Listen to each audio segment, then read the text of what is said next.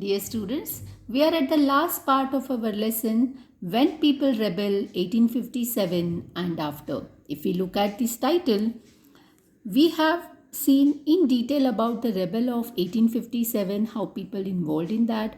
Now we are at the second part of this title, that is and after. Okay, that we are going to see the outcome or the aftermath of this rebel. So the British had regained control of the country by end of 1859 or by end of this revolt, but the situation had changed drastically. The British introduced few important changes. They were forced to bring some changes because this revolt of 1857 shook the foundation of the British East India Company and disclosed their inefficiency in handling the Indian subcontinent. They were forced to take some steps. Which were those steps? That we will see one by one. The first important step was the transfer of power. As per the new act which was passed in the British Parliament in 1858. According to that act, the powers of East India Company were transferred to the British Crown in order to ensure a more responsibility of Indian affairs. For that, a member of the British Cabinet, or we can say a Secretary of State of India, was appointed, and he was made responsible for all matters related to the governors of India.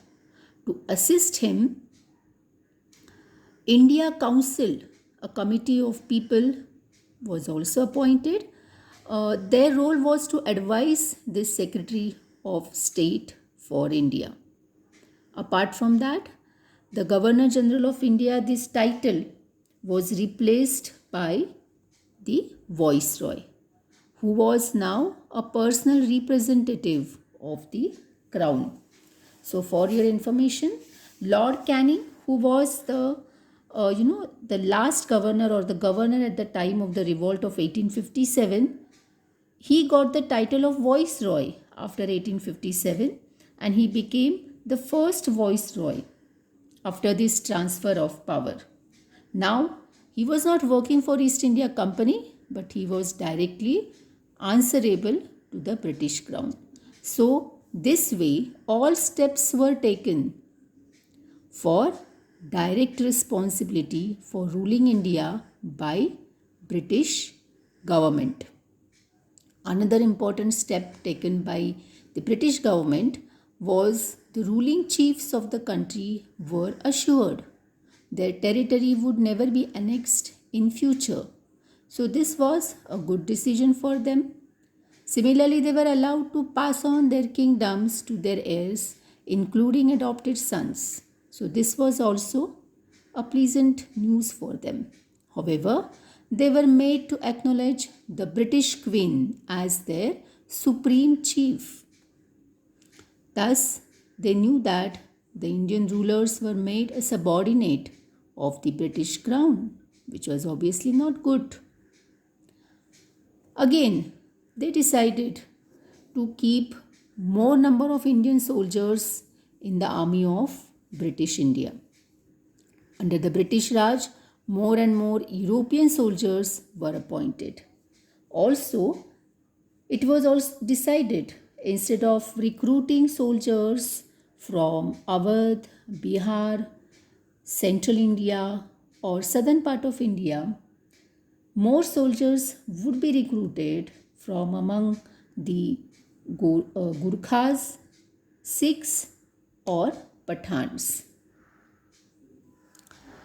The treatment with Muslim was also changed. The land and property of Muslim was confiscated on a large scale and they were treated with suspicion and anger. The British believed that they were responsible for the rebellion in a big way. It was also decided by British to respect the customary religious and social practices of the people in India. That means it was decided not to interfere in the social practices of Indians. Also, they decided to protect the landlords and zamindars by giving security of rights over their land. So, this way, a new phase of history began after 1857. Now, I'm going to conclude this lesson here, but before that, I would be in Miss. It is of your interest also if I share with you few interesting facts of Rebel of 1857. Now, this rebel, as we have seen in the beginning, the first part of the lesson, that it was also known as or called as the Indian Mutiny or the Sepoy Mutiny or the India's first war of independence. But you know, this term, the first war of independence, was first popularized by Vinayak Damodar Savarkar. He was a great freedom fighter and he used this term in his book, which was written originally in Marathi. Another interesting fact that before the rebellion there were only 50,000 British troops and 3 lakhs Indian sepoys in the army of East India Company. And the forces were divided into the presidency armies of Bombay, Madras and Bengal. The Bengal army, this is very interesting student, recruited higher caste and the lower caste sepoys or the people were not considered for the job of sepoys. In contrast, the Madras army and Bombay army were more localized caste neutral armies and they did not prefer only high caste men. So the domination of higher caste in this Bengal army has been blamed in part of the initial mutinies that led to the rebellion. This is really very interesting fact. Again, we have seen here that during this rebel, the Mughal dynasty, which had ruled India for about 400 years, ended with the death of the last emperor Bahadur Shah Zafar II in the jail of Rangoon, which was really very sad, which he died in the year 1862. Much before that, in 1858, we have also seen the end of the rule of British East India Company, which was here in India for more than 100 years. So more such interesting facts you can see in the given links. Now really I will conclude this lesson. Thank you so much. Many thanks for your cooperation. Bye bye and take care.